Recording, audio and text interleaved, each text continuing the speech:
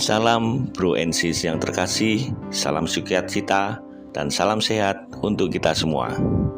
Pada hari ini, Minggu 10 Juli 2022, berjumpa dengan saya, Andi Novendra, dalam Renungan Pembawa Sukacita. Bacaan Injil hari ini diambil dari Injil Lukas bab 10, ayat 25 sampai dengan 37. Saya tertarik pada ayat yang ke-37. Jawab orang itu, orang yang telah menunjukkan belas kasih kepadanya.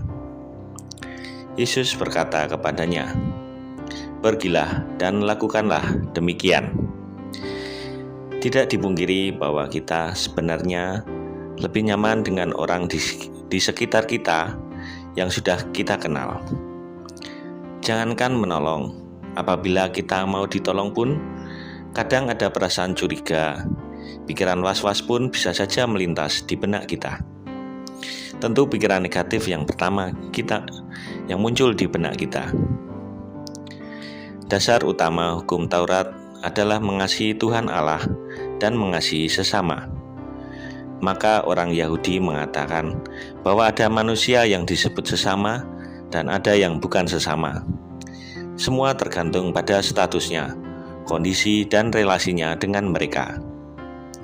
Dari perikop di atas, sikap serta tindakan Imam dan Lewi menggambarkan orang-orang yang terhambat untuk menolong sesama karena alasan tugas dan status mereka. Jangan sampai karena semata-mata aturan dan hukum, kita kehilangan kepekaan hati pada sesama kita yang menderita, yang sungguh-sungguh memerlukan pertolongan kita.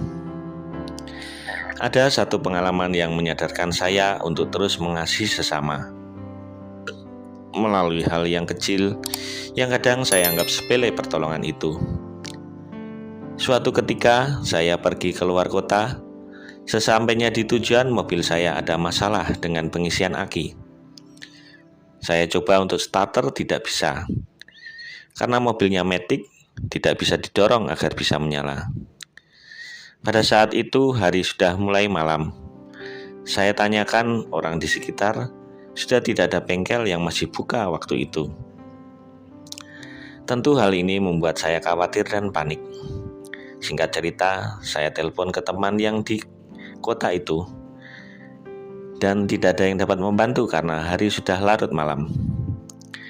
Dalam kekalutan itu, saya sambil berdoa, semoga Tuhan memberi pertolongan. Akhirnya ada juga orang yang digerakkan menolong saya. Dia mendekati saya dan menanyakan kenapa mobilnya mogok. Saya sampaikan bahwa akhirnya tidak bisa mengisi. Kemudian dia mendekati saya dan meminjamkan akinya sejenak agar mobil saya bisa menyala. Luar biasa. Orang yang menolong itu saat itu tentunya juga sedang repot karena dia tidak sendiri bersama istri dan anak-anak yang masih kecil, rela menunggu saya, membantu saya agar mobil saya bisa menyala. Puji Tuhan, mobil saya bisa menyala dan dapat meneruskan perjalanan dan selamat sampai rumah. Bro and Sis yang terkasih, mari mulai sekarang kita lakukan tindakan iman, baik tenaga maupun pikiran, untuk mengasihi sesama. Semoga ini menjadi refleksi bagi kita semua hari ini. Marilah kita berdoa. Dalam nama Bapa dan Putra dan Roh Kudus. Amin. Bapa yang baik hati, kami bersyukur atas anugerah kehidupan yang Engkau berikan kepada kami. Ajarlah kami untuk semakin menyadari bahwa hidup yang kami nikmati dan syukuri ini juga harus kami bagikan kepada sesama kami. Semoga kami semakin mempunyai rasa kemanusiaan yang tulus dan murah hati bagi sesama kami. Doa ini kami sampaikan kepadamu dengan pengantaraan Kristus Tuhan kami. Amin. Salam sukacita Bro and Sis semua. Terima kasih. Berkah dalam.